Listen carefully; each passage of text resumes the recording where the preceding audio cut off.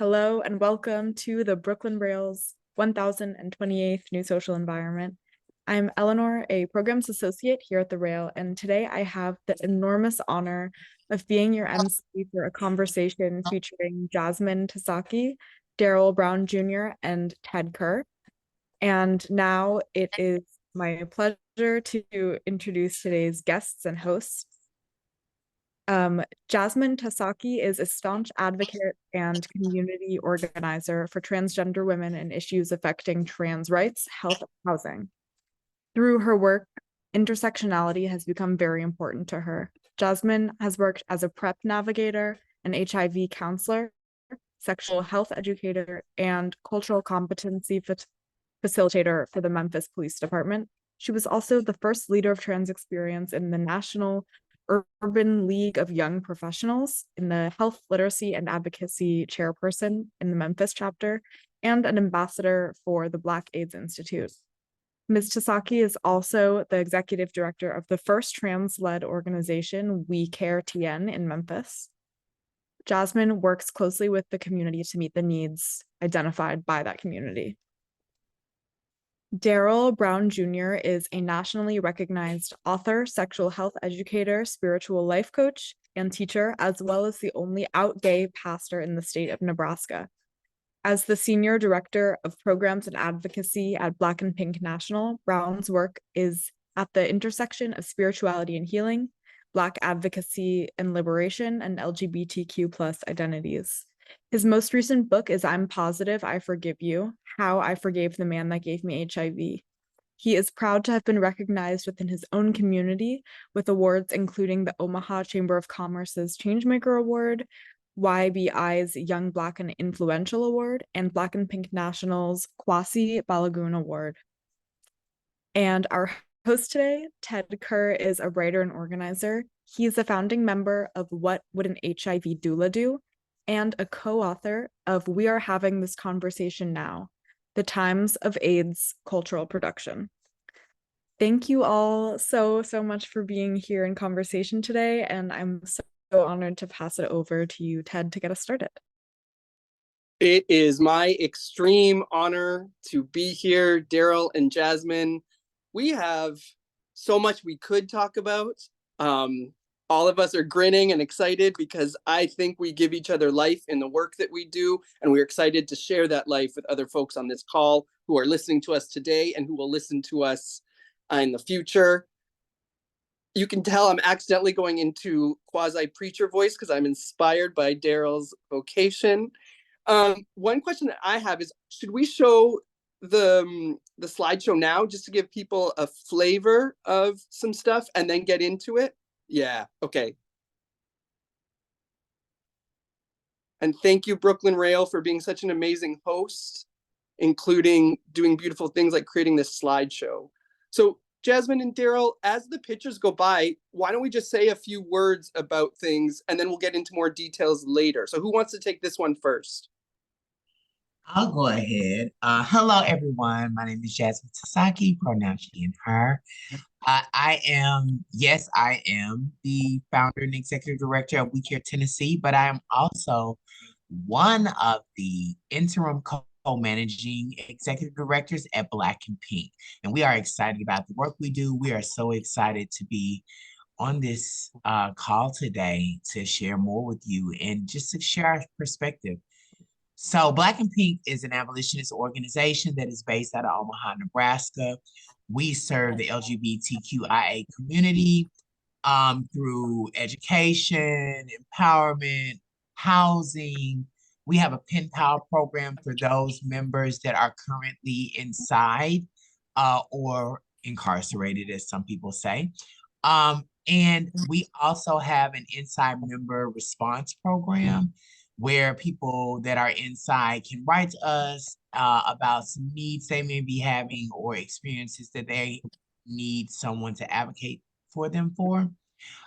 So we are going to take you on a journey today because we realize that we focus on a community that is Black, that is brown, that is trans, that is queer. And a large part of that community are also people living with HIV. And we like to really talk about the whole person. So on the side that you're seeing now, we're talking about Robert Rayford. Shout out to Ted for bringing up Robert Rayford in the conversation. I think that a lot of us know who Ryan White is, right? But we don't know who Robert Rayford is. And Darryl, can you give us a little insight on why you may think that Robert Rayford is not as popular as Ryan White? Absolutely. So Robert Rayford's story, dare I say, is not as quote unquote clean. By the way, Darryl Brown, he, him pronouns. Robert Rayford's story is not as clean as our Ryan White story that we get. Ryan White, as many of us may know, contracted HIV through a blood transfusion. He was a teenager at the time. It was just a cleaner story, media-wise, and through public perception. I will say that in addition to that, though, that but Robert Rayford's story he was a teenager as well. Robert Rayford contracted HIV around the age of 16. And there are a lot of speculations around Robert Rayford potentially being involved in drug use, potentially being involved in sex work. And because of those things, and potentially just because of him being a Black man in St. Louis, Missouri, his story was not popularized at all. And so over time, now we didn't know in '69 that HIV is what he was living with. We didn't know that they actually saved some of his cells, and later on, after the epidemic was kind of at a height, they then went back and tested his cells because there was a similarity between some of the experiences that were had with him and what was happening in the 80s. And so it wasn't until years later that we found out that he had HIV, but it was before the Ryan Whites of the world. So and we could dive into what that could have meant, especially since we know that Black and brown and queer folks are, which is another aspect. It's alleged that Robert Rayford was also identified as queer. So there, all of these aspects, had we had imagery, because if we look up the imagery of the AIDS fight back in the 80s, the HIV and AIDS fight back in the 80s, the imagery that we saw was very white. And so what that representation could have potentially done in showing Robert Rayford could have been game-changing, because I think you had a lot of communities of color that potentially did not feel, until they started seeing their loved ones passing away, did not feel that this virus applied to them. And so, just a couple nuggets. We could do a whole piece on Robert Rayford. That's a whole conversation in and of itself. Thank you. Ted, can you tell us a little bit about Joanne Walker? Gladly. One of the reasons that I wanted to bring up Joanne Walker today is because she, in many ways, is kind of a powerful example of what Black and Pink does. Joanne Walker was a Black woman living with HIV. She found out about her status while she was incarcerated, while she was on the inside in California. And it was learning her status that really radicalized her even more than she already was. And she began writing letters to specifically activists, feminist and queer activists on the outside, to say, listen, if you care about HIV, then you care about HIV on the inside. You care about how people living with HIV in women's facilities are being mistreated. And you care about the need for women living with HIV on the inside to get relief so they can die in dignity. It's bad enough they weren't able to live with dignity. At least let people die with dignity. And she was successful in so many different ways. She herself was able to die in dignity with friends because of the activism that happened. And I just think in many ways, she is part of Black and Pink's legacy, I think, even though they're not directly connected. When you make meaningful contact between inside and outside, you are doing Black and Pink work, I think. That's not for me to say. I'm just the host here, but maybe Jasmine and Darryl will call me in. No, I love that you said that, because this is actually this is the blueprint for our Inside Member program, where we have people to write to us, and we pair them with people, we give them resources, and we provide our support to ensure that they have a better quality of life than what exists inside. It's really hard to do that, but that is the work that we do. I think that it's also paramount that we're talking about, Ms. Walker, being a Black woman, being a woman living with HIV, because historically Black and Pink was built around LGBTQIA identified folks, and it started out with like mostly white gay men. And we have really shifted the culture and the narrative in how we do the work, because we want to serve those most marginalized. So it's paramount that the work that Ms. Walker started, and it's just an honor to continue work that is aligned with those same values that Ms. Walker. Yeah.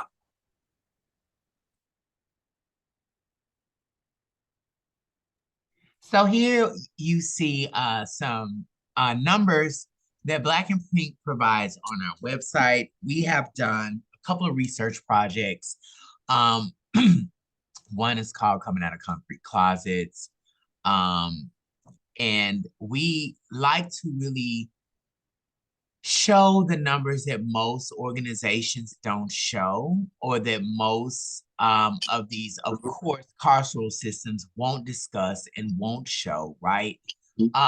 They're very important. So 43% of LGBT youth experiencing houselessness have been forced out of their homes due to conflicts with their families about their sexuality or gender. 62% of those of youth, LGBTQ youth experiencing houselessness, reported experiencing physical assault as well. 38% of LGBTQ plus youth experiencing houselessness reported experiencing sexual assault. 56% of LGBTQ plus youth in foster care have spent time without stable housing because they felt safer on the streets than in group or foster homes.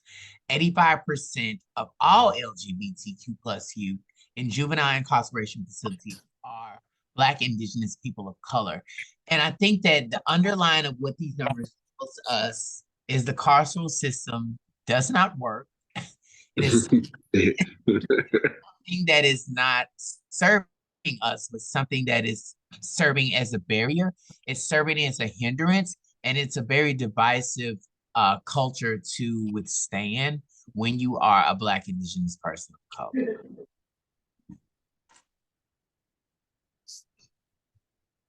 So here's some additional stats. Again, just some things that don't often get reported out. One being 85% of 1,118 inside members surveyed have been in solitary confinement at some point during their sentence. So we're talking about that isolation piece and disconnecting people from community. 65% of that same number of inside members surveyed identified as LGBTQIA2S plus prior to their incarceration. So we see that disproportionate number of LGBTQ plus individuals being represented in the carceral system. And then 6 times of that same number of members surveyed were over six times were of the 1,118 members surveyed, they were over 6 times more likely to be sexually assaulted than the general prison population. So again, we see the targeting of these identities within that system. And so just some things that we like to uplift, and also another reason that our contact with people on the inside is so critical, because it's one thing to endure these things, and it's another thing to endure these things by yourself and to feel like you're in isolation and without community. And so we are doing our very best to advocate for and to stand with and provide community for our inside members. And a large part of our work is really collaborating with folks to find out what works for them in their specific circumstance. Because, you know, it's not like we have a wand where we can go in to these facilities and change things, right? We have to like talk about strategies that these people can use while inside, but also while using these strategies, they have to be able to exist in those spaces without like retaliation or without any conflict between them and the staff, perhaps, or between them and the people that work in the medical part. So there's many nuances and there's many places that we have to really assess when we're doing this work, because this is hard to really push back against these numbers. Most of these changes would have to be systemic changes. And in order to make those systemic changes, you got to gather people. And these carceral systems definitely implement the violence of separation. So not only are these people separated from their families, not only are they separated from other people inside, they are also separated from us, right? So the communication that we may put in place to send to them may not get to them for months because of the intentions that they don't want these people to have support. They don't want our inside members to feel supported. They want them to feel exasperated. They want them to feel alone. Mm-hmm.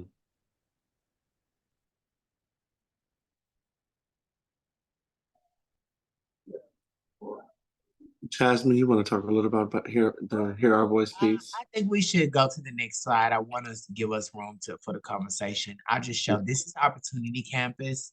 Opportunity Campus is a space where we will house young people from the ages of 19 to 24. So if you look to your left, that is a residential duplex. You see two sides. Each person will have their own bedroom. The facility has a common area downstairs in the basement. Also has a wash room, laundry room in the basement. And then if you look at the larger church on the side on your right, that will serve as the learning space and working space. So we will have some offices in there. We will have areas of learning that will look really nice. You'll see them in the next slides. Yes, here's the space for where people will be learning, common space. And this will be a space where people will learn life skills, share life skills. Also, we have some workforce development opportunities happening within our Opportunity Campus. So it's going to be a really impactful space. This will also serve as a drop-in center for ages 14 to 24.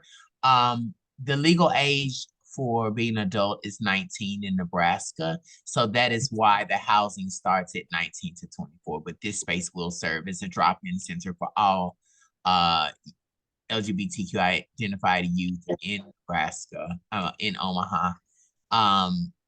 And we're just excited. This work has brought us here, right?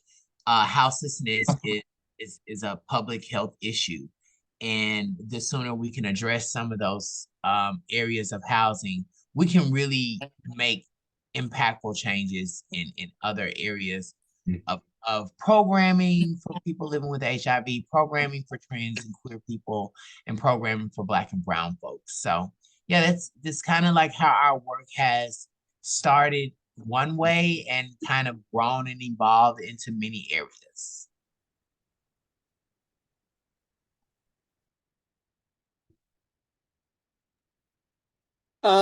Amazing. This was so informative already for people who are already in love with Black and Pink.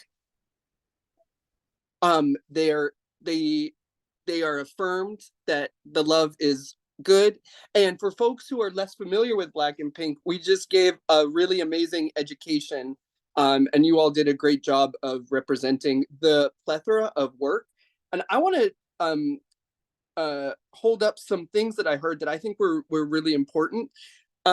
Incarceration doesn't work, right? And there's many of us who understand that and believe it or know it in our hearts, but couldn't articulate it. But what I think is really important about the work you all do is we can say incarceration doesn't work, but that doesn't mean that the people on the inside get abandoned. That doesn't mean that the people on the inside get forgotten or are just part of the tragedy of the inside commons.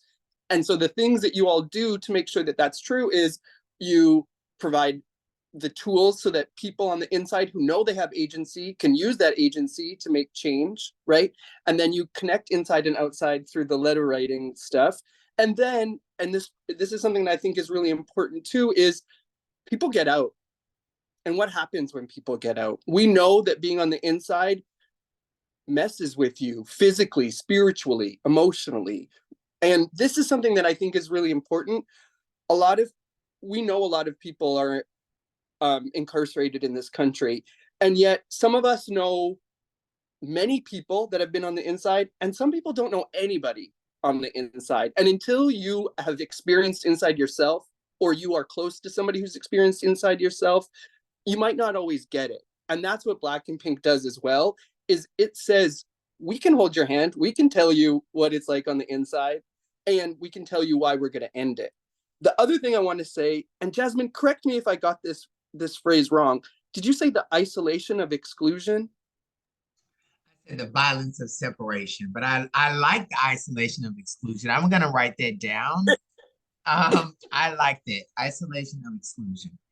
But no, I said the violence of separation. And I think that the violence of separation serves almost as a pipeline to the isolation of exclusion. Because they're two different things, right? But they work together, and they you would think that they're the same, but it is very nuanced. And being in solitary confinement is something that is another layer, right? So you may have been inside, but if you have not had to be in that solitary confinement, you don't understand that level as well. So I think that as people that do this work, we are always learning, and we are always putting those who have the experience in the middle of this circle to ensure that they're supported, but also that they can give us information. And we can equip them with those self-advocacy tools that really serve them in the ways that they need to be served.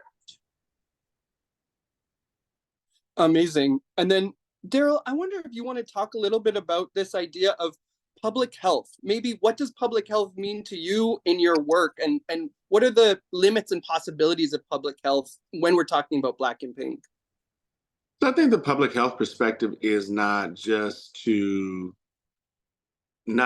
only to treat what is, but to try to create preventative systems and put things in place that address what causes the things that are. So we're talking about those social determinants of health, right? So we're talking about all of the different aspects of things that feed into a lack of wellness, that feed into people experiencing health inequities, that feed into people experiencing houselessness. All of these things, we know that it is hard for somebody to be their healthiest and best self if they're struggling to know where they're going to lay their head at night, if they're struggling to know where their next meal is coming from. And so I think that the public health perspective is one that is kind of wraparound services that wants to pour into people from all aspects of their life to be sure that the total person is tended to, and that we're not just addressing strictly physical health or just writing a prescription for a pill and moving on, that it's much bigger than that, that we need to be looking at the mental health, that we need to be looking at emotional health, we need to be looking at housing, we need to be looking at what does it look like to be engaging in some form of body work and body movement and things of that sort, just all of these things that contribute to overall wellness and the significance of that. So that's kind of the public health perspective. Now, you mentioned the barriers of public health, and I think that some of the barriers are that we are in a larger system that we know big pharma is a thing. We know that there is this constant cycle of trying to feed into, the food deserts and the things of that sort, the lack of access to healthy foods and quality health care and things of that sort for certain populations is a thing, and it impacts that gets in the way of that public health journey, right? And so and it's such a strong system that has existed for so long that nobody's concerned about the healthy food, and the lack of healthy food then turns into other forms of illness and disease, which then turns into big pharma writing big scripts, and it's just a rotation of that cycle. And so that's kind of some of the limitations, but I think that one of the things that is critical for us that we try to do, I think that when we talk about abolition work, we always think of abolition as tearing something down. And I like to think of abolition work as building something up.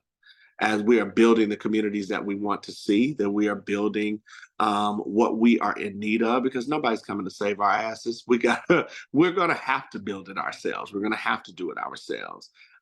There is not a superhero that is coming to save the day. And so abolition work for us is us trying to create the structures and the infrastructure and the framework for people to live their best lives and to live authentically and to live with autonomy and to live thriving lives that make sense, that are relational, that are not disconnected, that doesn't have that isolation, right? And so that is a critical piece of it. I'd like to add in there, Ted, I think the work that we do is so innovative. The work we do at Black and Pink is so innovative because we really address the whole person. And by addressing the whole person, we're actually addressing a big part of their lives in health and in healthcare, who they are and how they show up for themselves in healthcare is really indicative of like those social determinants of health and our programs. So, we do have programs for people inside, and then we have programs for people who are newly re-entering society, right? And we're addressing so many things holistically that it is our intentions that they can make more plans for themselves when it comes to their healthcare, right? And I think that that's where the gap in public health especially has come in, because so many people talk about providing wraparound services, but when you truly do have wraparound services, you see an uptake of people really being engaged.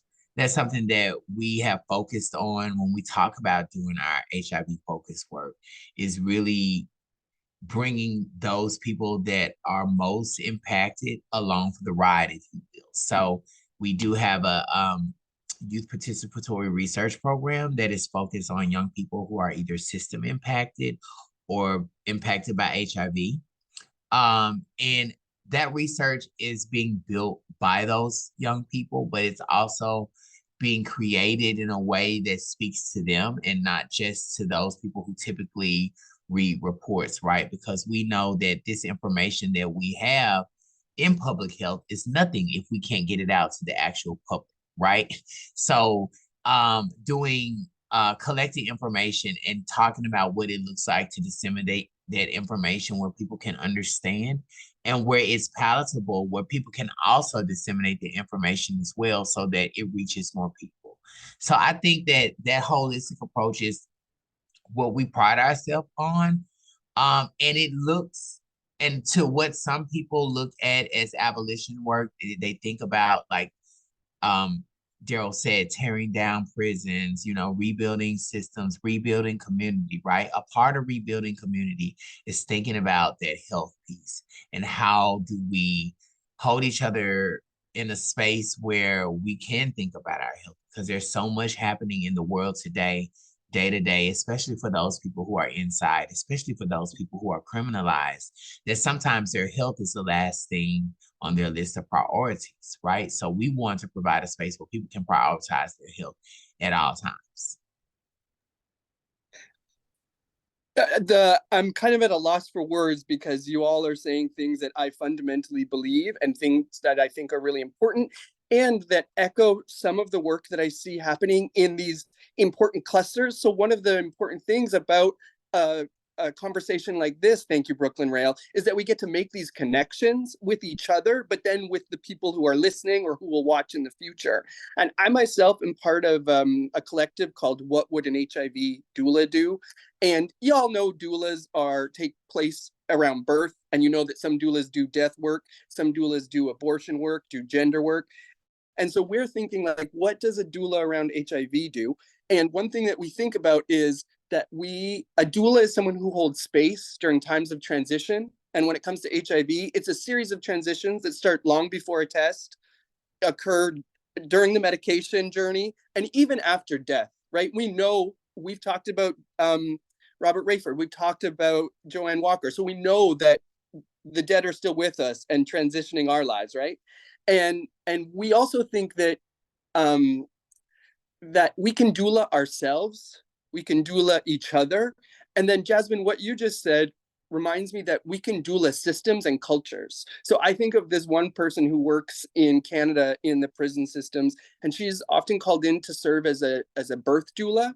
And what she says is most of the people giving birth in prison, they've done it before, they know what they're doing. Her job actually is to doula the guards and doula the systems that don't know. Actually, you don't lock up a person that's pregnant. You don't keep them in chains while they're trying to push out life. You don't do that. So she doesn't have to doula the people giving birth. She has to doula the guards, right? And so this question of who is the public in public health becomes really important. And we know that people on the inside are often not considered public. We know the people, once they get out, are not considered the public, right? Gary Kinsman gives us that question, who is the public in public health? And yesterday in our pre-call, Jasmine, you said something that I've been thinking about literally every hour on the hour. So earlier today, we heard this phrase, cultural competency. And you give us a phrase that dials that up a notch. Do you want to talk about that? Sure. So we were talking about what we wanted to hit on today, and I always and shout out to, I am a facilitator for a program called Escalate and a program called Elevate through NMAC, the National Minority AIDS Council. And we talk a lot about cultural humility. And cultural humility is the predecessor for cultural competency, right? And when you have a cultural humility approach met with those components of cultural competency, you can merge the two and you can find a really sweet spot in the middle where people feel comfortable. Cultural humility is a dedication of lifelong learning, right? Cultural humility says, I don't have it all figured out, but I will listen and I will ask the questions that need to be asked for me to be respectful. And cultural competency would give the nod that someone does have it figured out, right? That someone does not need to learn anymore, that they're at the level.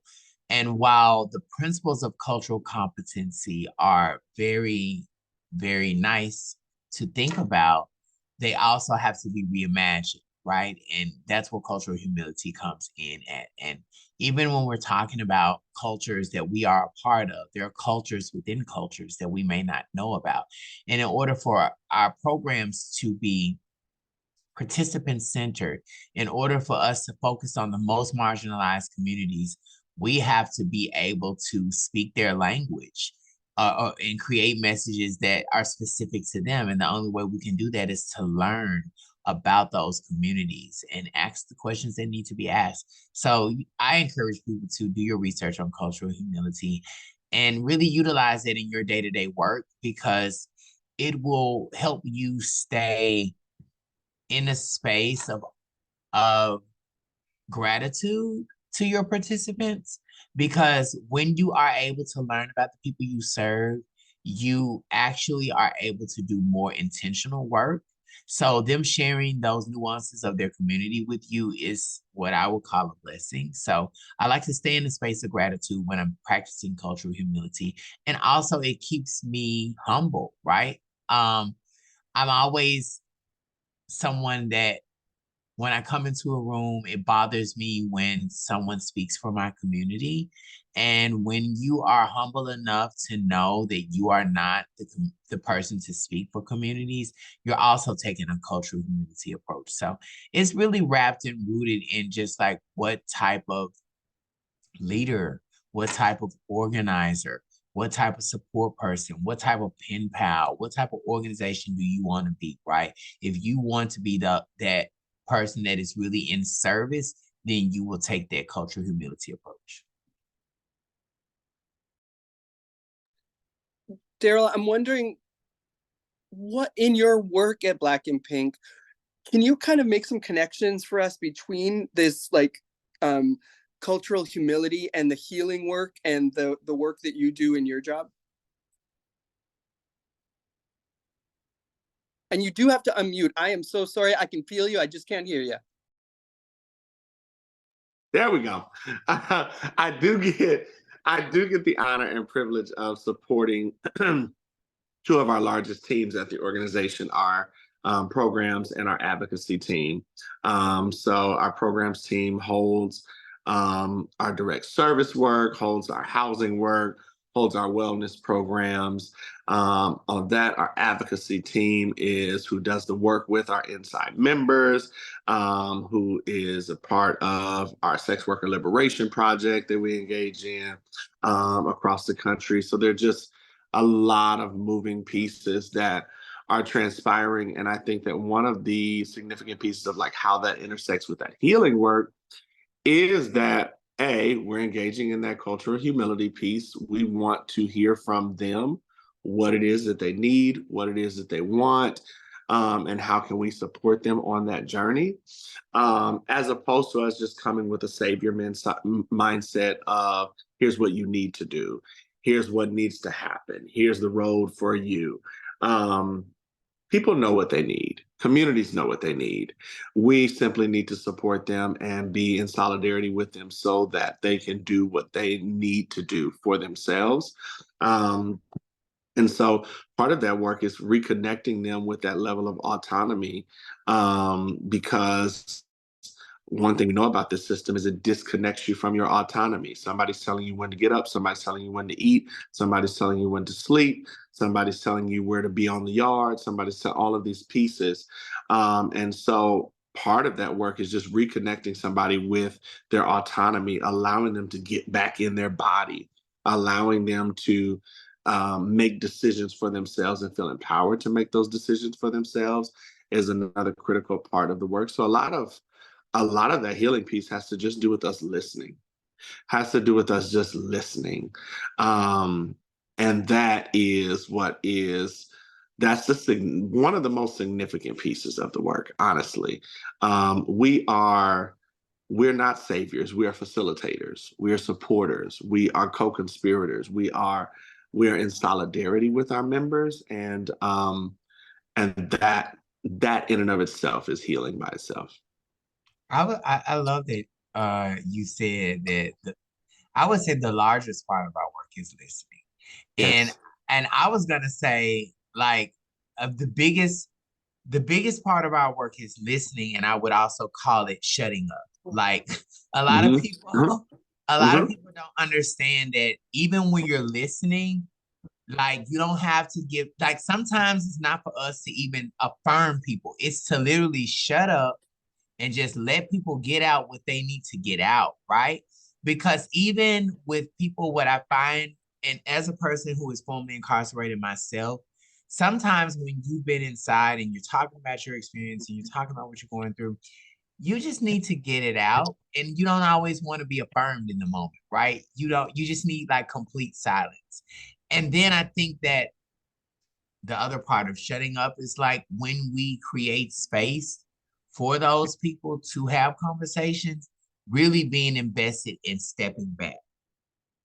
Because sometimes people create space and they say, hey, we want to hear from you. And like, yes, we are facilitators. Yes, we are co-conspirators.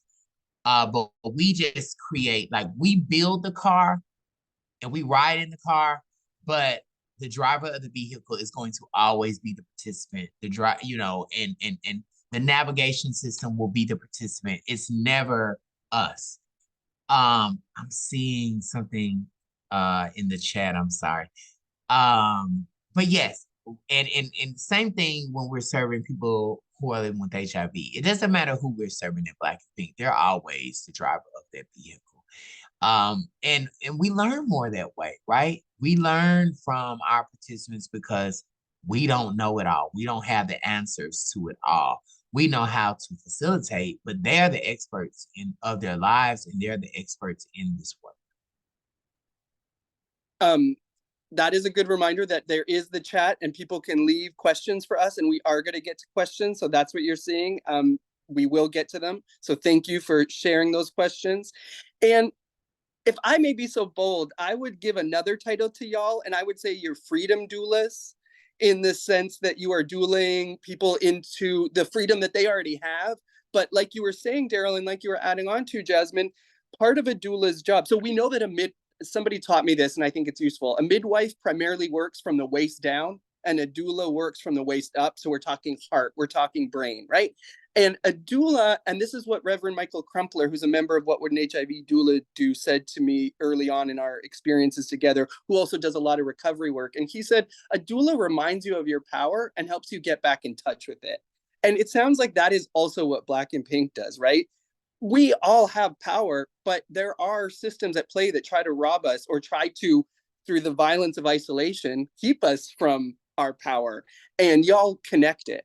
And one of the things that's really important is we know we exist in this world when we see ourselves reflected. But too many folks who get put into terrible, violent systems of incarceration, whether that's nasty foster homes, whether that's the bad class in school, or whether that is a literal jail or prison, are often people who know that they are wonderful, know that they are beautiful, but they are not being reflected in the world around them. And Darryl, you said something really beautiful yesterday. You talked about possibility models. And I wonder if you want to just make some links for us between possibility models and the work that Black and Pink does. I hit the unmute button this time. I think that conversation came up when we talked about, specifically when we were talking about Robert Rayford, and like how impactful uplifting the narrative of a Robert Rayford could have been for communities of color, especially during the height of the epidemic. And I always tell people this: nobody's jockeying for first place in representation for HIV, right? Nobody wants to be known as the first or the. I don't think that is a position that anybody's jockeying for. However, what I am saying though is that to have seen someone that looked like myself, to representation matters so significantly. And so to see someone that looks like yourself, that carries some of the same shared identities, that carries some of the same shared experiences, that is super impactful in being able to connect. And so I think that in those possibility models, what we were previously given, and the narrative is shifting. It's a fun shift. It's an interesting shift, because we're getting to see interesting commercials now for PrEP and for HIV meds and things of that sort. I will save some of my commentary for another time, but the good Judy's sitting on a park bench having conversations and hugged up for conversations around PrEP. I was like, well, what does that even do? I don't even know. But anyway, that neither here nor there. The possibility models, though, are being able to see somebody that looks like me, that has my shared experiences, and being able to build from that, because we need an example, right? Sometimes we just need to see somebody that's doing it, somebody that's thriving, somebody that is making it through in spite of and or with what they are enduring, be that HIV, being that whatever the experience may be that being system impacted, all of these things. And so possibility models are probably the reason that I am in the work that I'm in right now. There are areas that I would dare to say that I will stand in, that I trailblazed in certain ways, in certain areas. But I would certainly say that without the possibility models that went before me and the shoulders that we stand on, I wouldn't be here. I wouldn't be in this position. I wouldn't be doing this work in the way that I'm doing it. So it is so significant. Of course, I'm the add-on queen, everybody. So it's something that I thought about because we hear this term possibility model used by people, and I think, and Darryl just put me where I'm needed to be. Representation is one thing, right? I can see someone that looks like me well, it doesn't happen often. Let me be clear. I don't often see people that look like me, but I think what is to be said about representation is I can see someone that looks like me that has the same experience as me that went and became a lawyer, right? And I wanted to be a lawyer, right? So that's representation. Well, if I see someone who was incarcerated as a young person, who did not go to college until they were 30 years old, and then they became a lawyer only to start working at nonprofit. That's a possibility model. A possibility model is someone that looks like you, that may have some similar experience, but we're able to navigate in different realms than where, like, to see someone be where you possibly could be. It's representation is about what you plan to do and what you envision and like what you expect. So we should expect representation all across the board, right?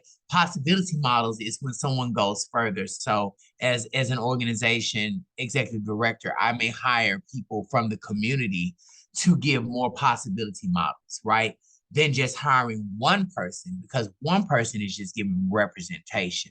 But when I give you several possibility models, you're able to see yourself in more than one person, and you're able to see different avenues that you can take. And we're giving you options, if you will, right? Of people to have support you. So being a possibility model is so important, because like realizing that you see those possibility models is paramount to you shifting in your life. I think that anybody that has been marginalized has had to look at a possibility model, right? Because the representation, a lot of us that are, especially people of color, there are things that we want to achieve, and we go on those paths to achieve them. And the people that we see that look like us that have met and achieved that goal, we're not willing to do some of the things that they did. So we need another possibility model to show us how to shift, how to navigate. So possibility models are the shit. They are needed way past representation. So I would say possibility models are like representation on steroids.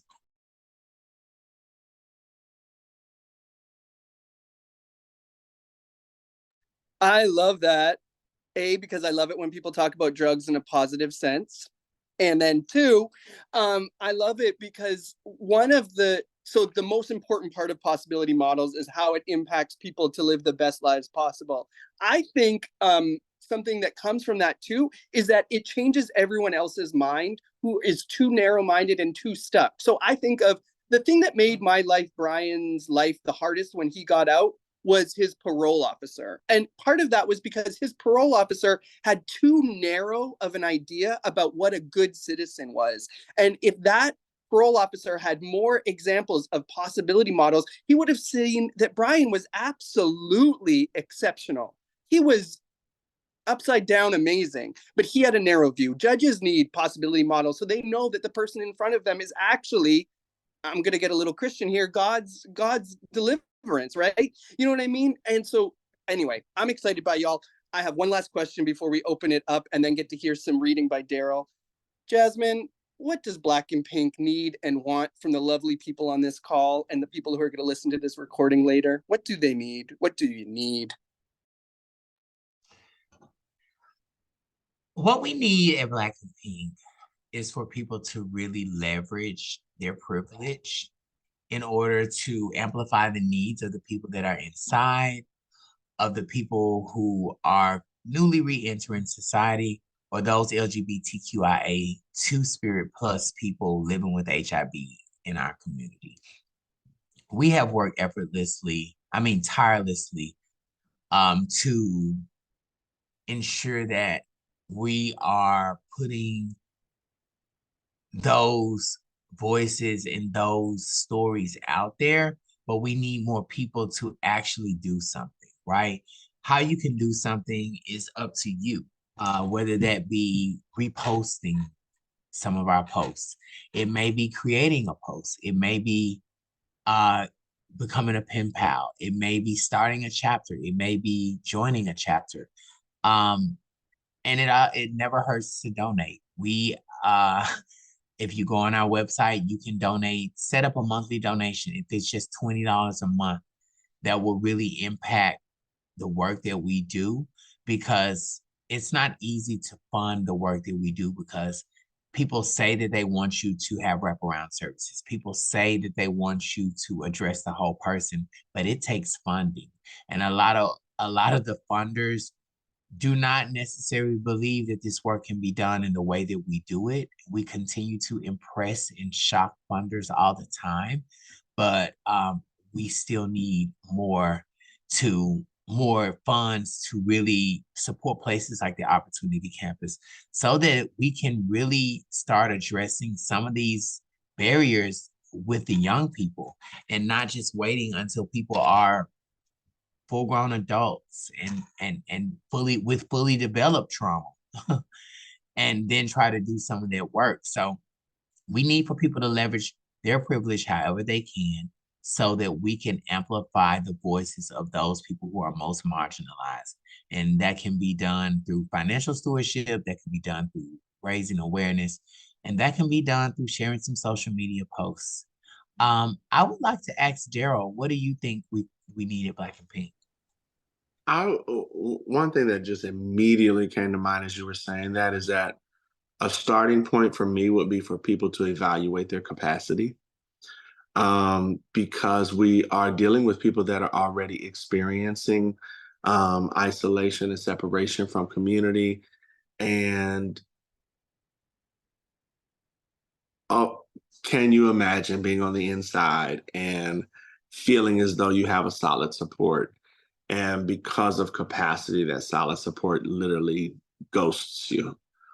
And that's devastating. And so I would say that as you are evaluating the ways that you can get involved, be that through the Pen Pal program, the letter writing, being just a volunteer, whatever that may look like, really just take a second to evaluate what your capacity looks like. Can I write one letter a month? Can I write 2 letters a month? Can I host a letter writing party?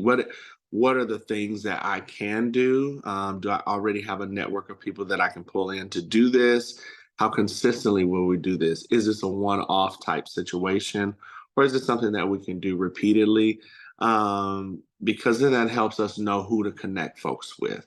There are certain needs, the variation of needs are a thing. And so there's a spot for everyone, but we just need to know what capacity looks like, because nothing worse than people jumping in full steam ahead, only to 3-4 weeks later be like, yeah, no.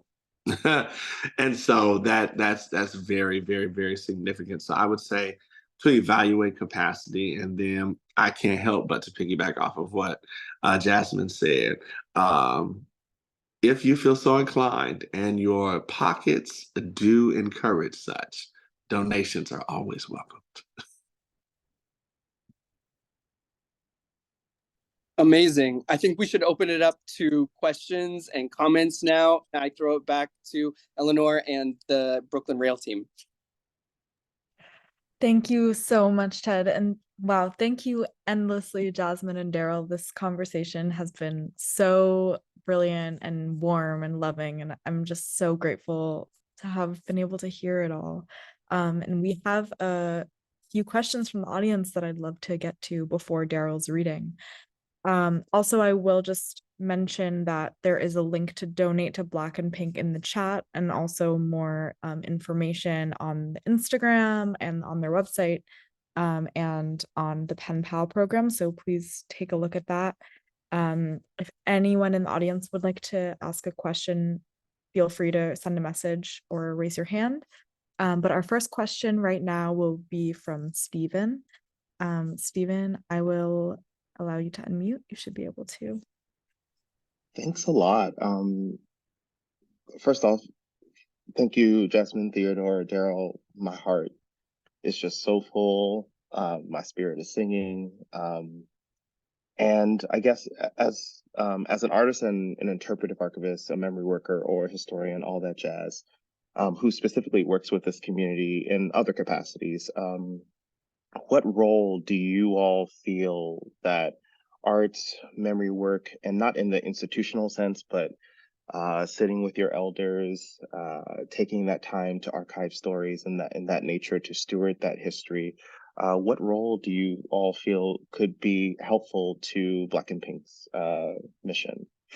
Because that representation and that possibility model really comes from that having views or visions of folks living their best lives. So yeah, how best do you feel like we can assist you in that?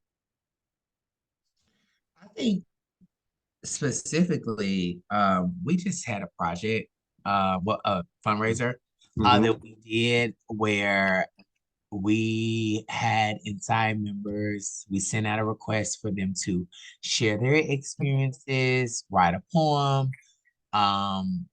any type of story that they wanted to tell. We had a request out for them to send the story in. We had actors to portray these stories, right? And on stage, and we invited the community. Our board was there, and it was really amazing to actually hear the stories.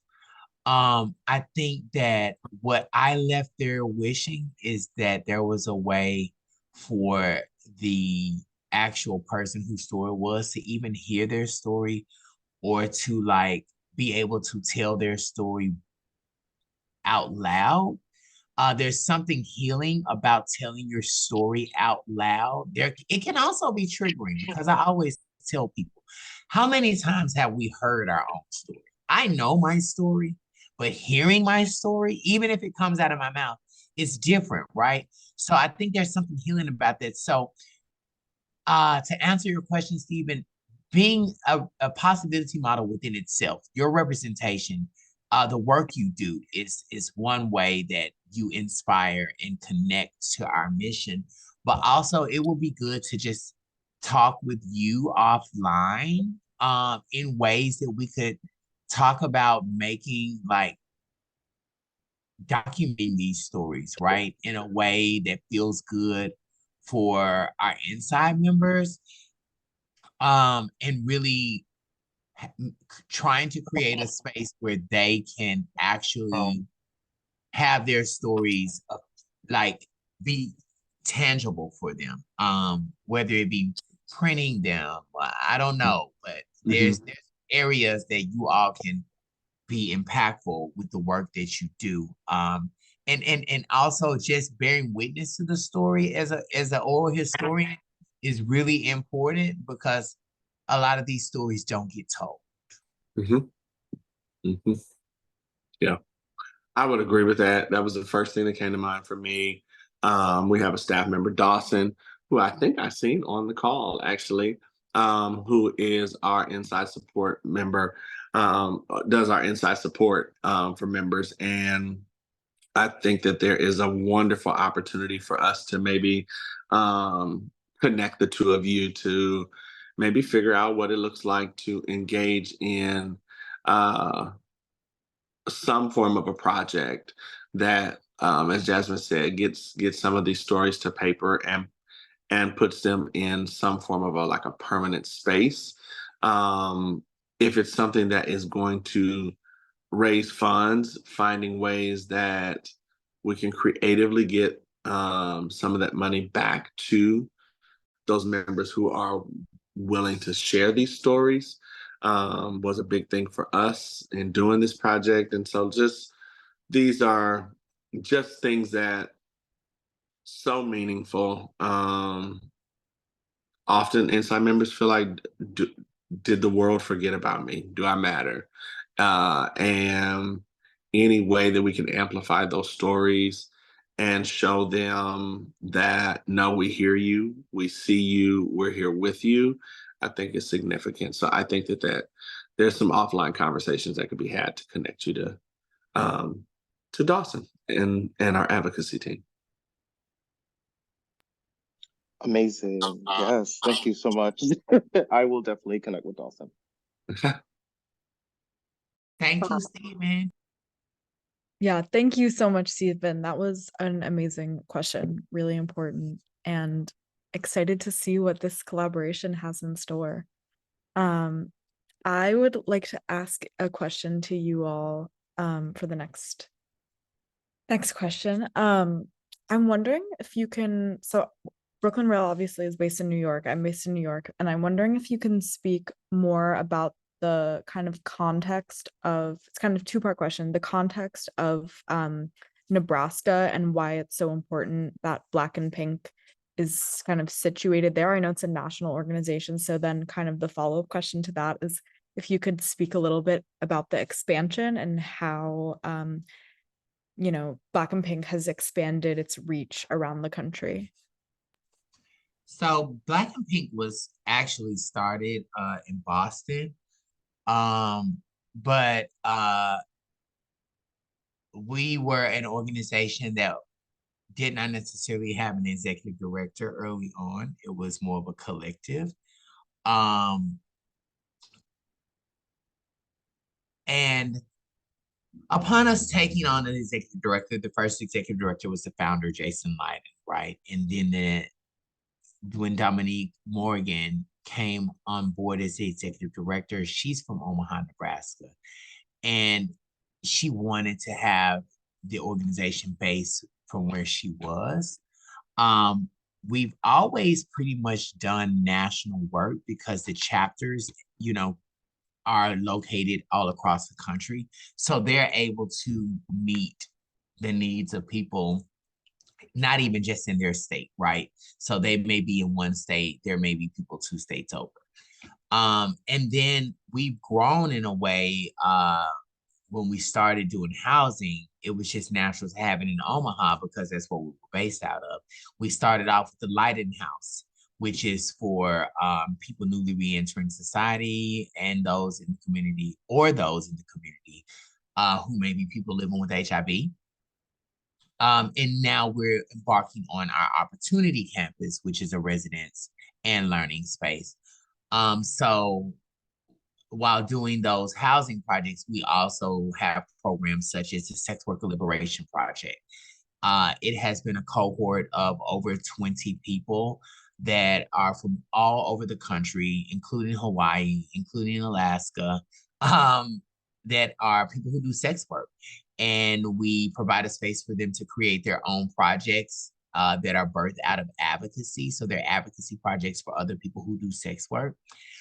We also have a youth participatory research project. We also have wellness programs. We also do food distribution. So we're doing so much that each program has its own impact or reach, right? So a lot of our programs are national, that have national reach, but while we understand that reaching the masses is important, we would be remiss if we didn't have those direct service programs for the people in Omaha because we're based in Omaha. It's really important that we do this work nationally because carceral systems are set up nationally and the rules change state to state. So it's really important that we have other co-conspirators, allies, chapters. And it's even a plus that a lot of our team lives all over the country because it gives us perspective into those rules and gives us connections into the work we do. And we're not just working in silos, right? But I think that it's really important that we continue to work to do national work, even as as organizations that may not be set up nationally, I think that since we've been in COVID and we've come out of COVID, we've seen how virtual spaces can reach so many people. So I think that even if we were like only focused on Omaha, I would probably be bringing up national work, because people who are most marginalized move and travel this country because they're looking for somewhere safe, they're looking for living wage, they're looking for community, they're looking for family. And we see it all the time. Some of our inside members are they're inside in one state, they come out, they try to live there. Then they may come and they may live in Leiden, or they may, in Omaha, but Omaha is different if they're coming from somewhere else. So then they may need to go somewhere else. So we don't want to stop the support because they're leaving Omaha, or we don't want to limit the support. So we really do national work, but we do understand that it's important that local work still happens.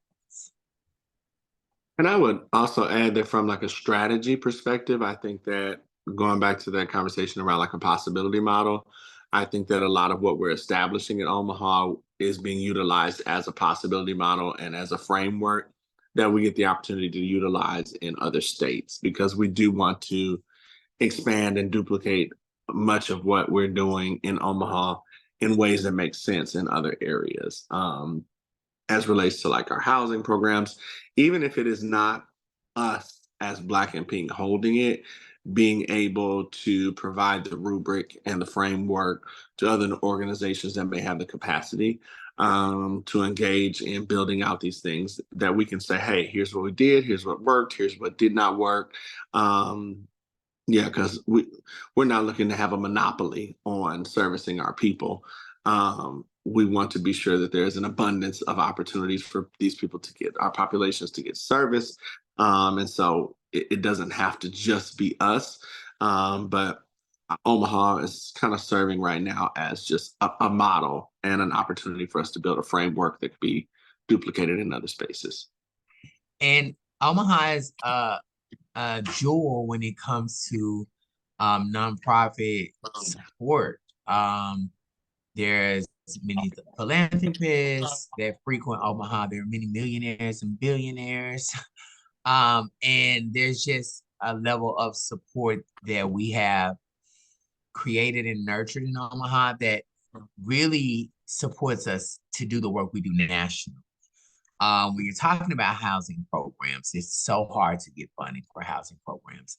And we have been able to have a successful housing program now for going on 3 years in Omaha. And it has afforded us the opportunity to share this experience with other people in other states in the South, so that they can try to create housing programs in their respective states. So I think that Omaha has really done us good at Black and Pink. Thank you so much. That was a really inspiring answer. And we have one final question today before our reading from Darryl, and I'll pass the mic over to Chloe. Jasmine, Darryl, Ted, this has been I'm just so grateful to the three of you for this dialogue today. I feel really grateful to have been able to listen to it. We have a last question that came in from Carolyn, and I'm going to read it on their behalf because they're unable to unmute. They are curious to hear what sustains each of you personally in doing this work when up against such violent systems of oppression. What holds you in the work, and how do you avoid burnout?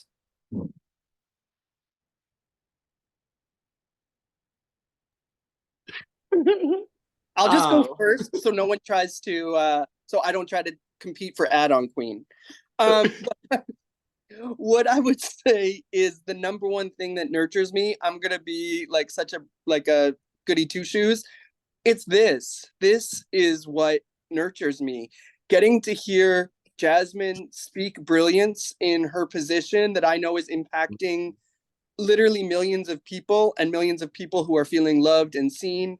To hear Darryl speak about what healing means from a systemic yet a personal point of view, just I am those plants right now. I am being watered by Darryl right now. So, and of course, Brooklyn Rail for giving us the infrastructure to do this. So I am nurtured by people being their best selves, and then systems for giving over their time and their resources so we can have this stuff. So that's me.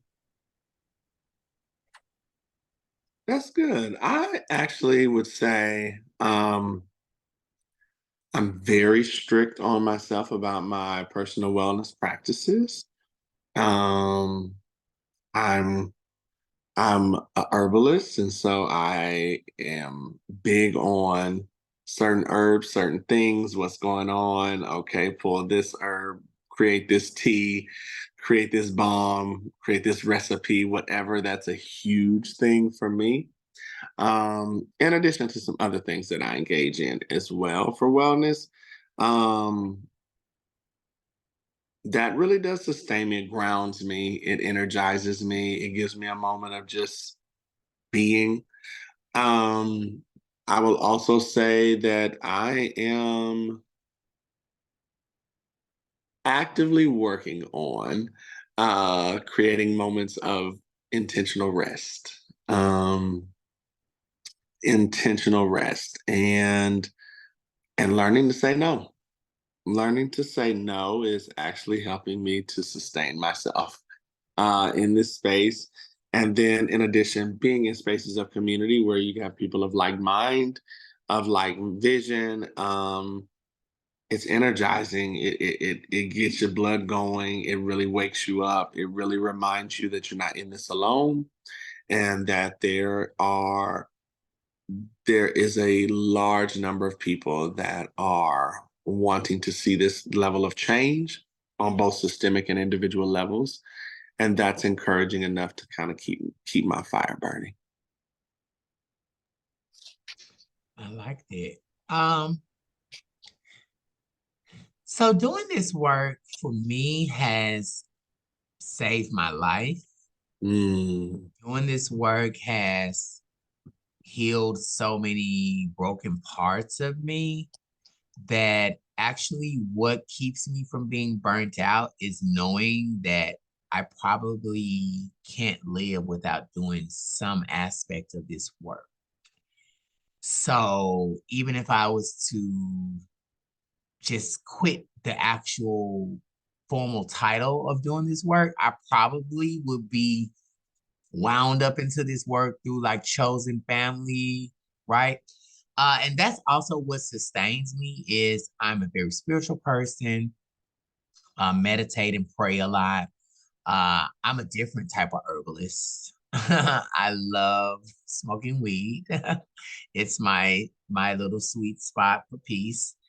I am a parent, so just seeing my child have a different possibility model makes me, it's what it fires me up to do this work because I know I didn't have someone doing this exact work in this exact way when I was growing up, but I did have the possibility model of my grandmother. My granny was a community organizer, and seeing her like do the work that she did through community organizing and at church, like I'm doing not the same work, but similar. And it just feels good to be that person for my child. So that keeps me going in this work. And like you said, Ted, like times like this where we can just have honest and open conversation is actually what prevents burnout for me.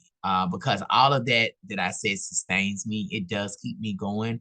But what keeps me from getting burnt out is just being able to like talk about the work we do and really give a voice to the experience of what it is to support some of the most amazing people that we may have not met had it not been for this work. That was just so beautiful and meaningful. Thank you all for those answers. Thanks, Carolyn, for that amazing question. And that does conclude the Q&A for today. Just again, so much gratitude to Jasmine, Darryl, and Ted for this space today. To conclude, I'm now so thrilled to pass it over to Darryl for a reading.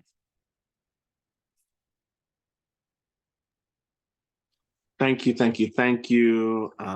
Thank you to Brooklyn Rail.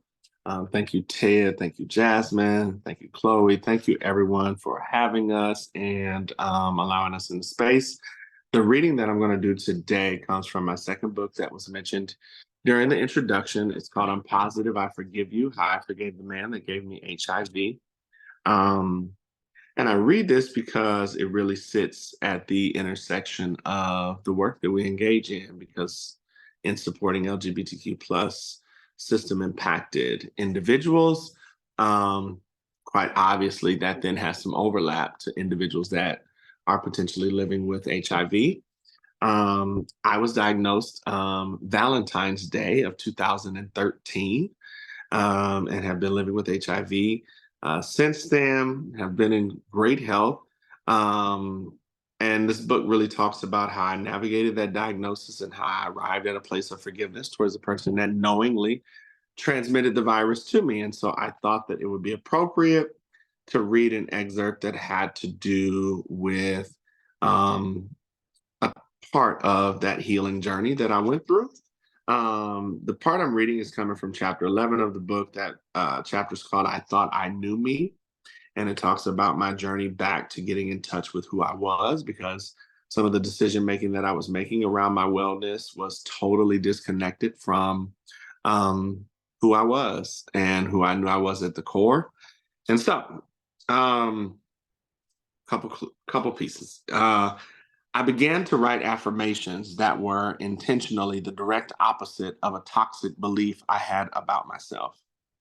In the moments that I felt unsure about my abilities and insufficient in a multitude of ways, I would write an affirmation that was the direct opposite, such as, I am enough, or I am purposed, gifted, and prepared to take on the tasks that are before me. Reciting these affirmations changed who I saw in the mirror and caused me to begin to internalize thoughts of wellness, hope, purpose, power, influence, and love about myself. Slowly but surely, those negative identities I once associated myself with began to fade away once and for all. My vocal declaration of the affirmations infiltrated my mind, filled my heart, and impacted my functionality. My study had taught me not to write anything that included will not or am not, because the brain does not process negative language as effectively as it does positive I am statements. So I intently wrote multiple I am post-it notes. Before I knew it, I began to show up in spaces with a different aura about me. It was not because of the change of opinion of those in the room, but because of the internal change in me. That personal change in how Darryl Brown Jr. was viewed began to impact the way others treated me.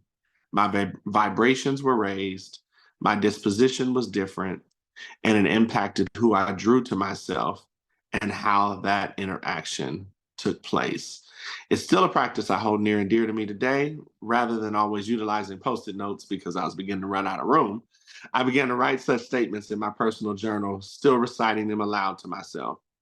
I can confidently say at the time, at the age of 35, I have a good handle on who I am. Yes, there are still aspects of me that I will ever be learning and parts of me that will ever be evolving. But at the core, I know me. Yes.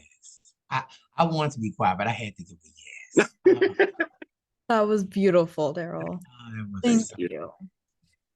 Thank you. That was perfect. That was such a loving, joyful way to conclude a really special dialogue today. Thank you so much again, Jasmine and Darryl and Ted. Please, again, do support Black and Pink. Check the link in the chat to donate to support the amazing, amazing work that Black and Pink does, affecting literally countless lives. And we also like to thank the Terra Foundation for American Art for sponsoring the NSE program to make conversations like this one possible. This conversation has been recorded and will be posted up on our YouTube channel, where you can look back on it afterwards and share it around. And join us if you're free tomorrow at 1 p.m. Eastern time for a conversation with Bernadette Reinhold, Stephanie Buhlman, and Niall Greenberg on Margarita Shuta-Lieshotsky on pioneering architect, visionary activist up right now. Thank you all so much for tuning in today, and you can turn on your microphone and say hello and goodbye as you leave. Of course, wonderful. Thank Thank you. you. Bye. Thank you so Thank much. you so, Thank you so all. much. Thank you. Thank you, Thank Ted. Thank you, Jasmine. Jasmine. Thank you, Darryl. Thank Jasmine, you. thank you. Thank you. Thank you, My Darryl. So grateful for today. That was Thank you. Thank you, such a Ted. Thank you wonderful so much. conversation. Thank you so, so much.